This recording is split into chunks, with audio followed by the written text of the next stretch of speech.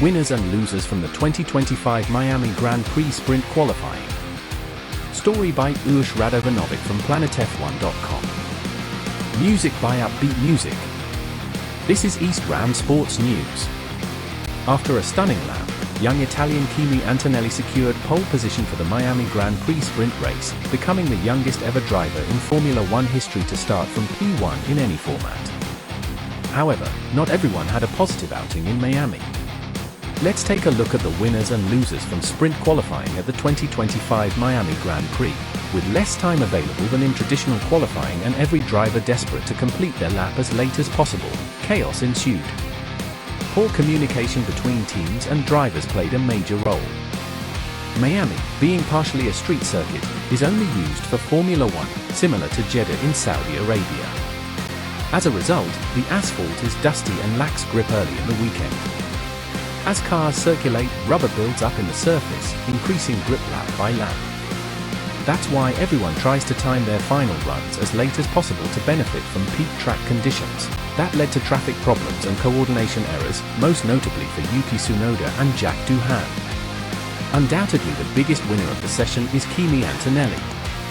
Kimi delivered a phenomenal lap, clocking in 0.0 for 5 seconds quicker than Piastri and 0.100 seconds ahead of Norris. Making this achievement even more impressive, this was his first ever drive at the Miami circuit. As Kimi stated after the session, Mercedes made the most of the sole-free practice session to gather as much data as possible and build confidence. The challenge now, hold off the McLarens behind in tomorrow's sprint. The biggest disappointment of the session was Yuki Tsunoda, who, due to a breakdown in team coordination, failed to start his second flying lap in time and ended the session P18. While preparing for his final push, Tsunoda found himself behind his teammate. In an attempt to create a gap, Yuki slowed down, only for Max to dive into the pits, abandoning his lap and leaving Tsunoda stranded without a run. Such a coordination mistake is rare, especially for a team like Red Bull. Another standout performance came from Isaac Hadjar, who reached SQ3 and once again out-qualified his teammate Liam Lawson. Looking at their telemetry, Hadjar built a huge margin, over 4/10, in Sector 1 alone. The graph shows Hadjar had superior stability into Turn 1 and much more confidence through the fast, front-limited corners at B for a top 6.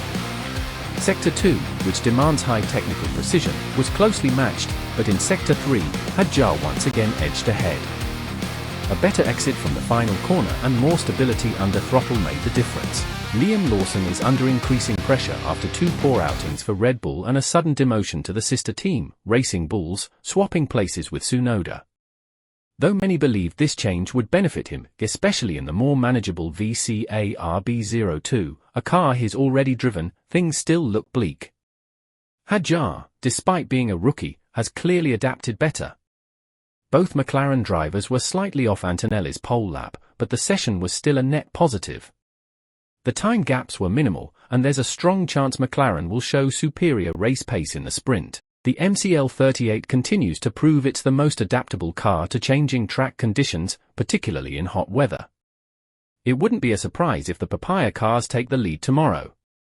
Ferrari continues to struggle. At the beginning of the season, they already looked like the weakest of the top 4 teams, and nothing seems to have changed. Sector by sector, Leclerc was slower than Antonelli. Though the time loss per sector was relatively small, Charles consistently gave away time throughout the lap. His only notable strength was under braking after DRS zones and through the T4 to T6 complex. Aston Martin's performance decline is no secret, they appear to be shifting focus to 2026 and the new regulations. The team hasn't scored a point in the last 3 race weekends and currently sits 7th in the constructors' standings. Nonetheless, Alonso delivered his best qualifying of the season, making it into SQ3, or Q3, for the first time. He will start the sprint from P10 and try to fight for the points. Jack Doohan experienced a situation strikingly similar to Yuki Tsunoda's, ending sprint qualifying in 17th place without even getting a chance to improve his time at the end of SQ1. The Australian encountered issues while leaving the garage, with Alpine mechanics having to assist his release onto the pit lane. As a result, he joined the queue of cars last and ultimately ran out of time to complete a second flying lap. Doohan's frustration was clearly audible over team radio. He has already been under pressure for several weeks, with ongoing speculation that Argentine driver Franco Colapinto could replace him mid-season. Performances like this one certainly don't help his case. Do you think Kimi Antonelli can win the sprint race? Let us know in the comments. Please also like, share and subscribe to help grow and make this channel better. This has been an East Round. Hello everyone and welcome to today's Money or the Box game show. Remember, fastest buzzer gets to choose, and this round we knocks out the slowest buzzer pusher. So fastest two get to choose. Money or the Box. Let's play Money or the Box, brought to by Checkers 6060. Download the app today. Thank you, Ruth. Today's jackpot money is on 225 runs. Remember, fastest buzzer gets to choose first, and then you have the choice. Money or the Box. In the box could be a feather or it could be our grand prize. If you choose the money, no problem, we give you the cash and you run.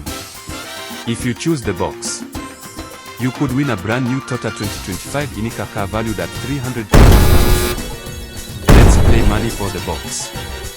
Our three contestants are ready to press the buzzer. Let's see who's fastest on the buzzer. Okay, when you hear the buzzer, push the button. Contestant number 1, you are fastest buzzer pusher.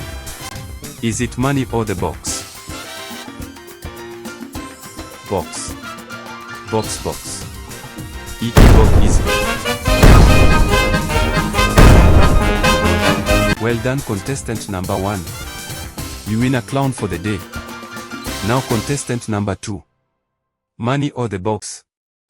Box, please. Box. Box. Congratulations!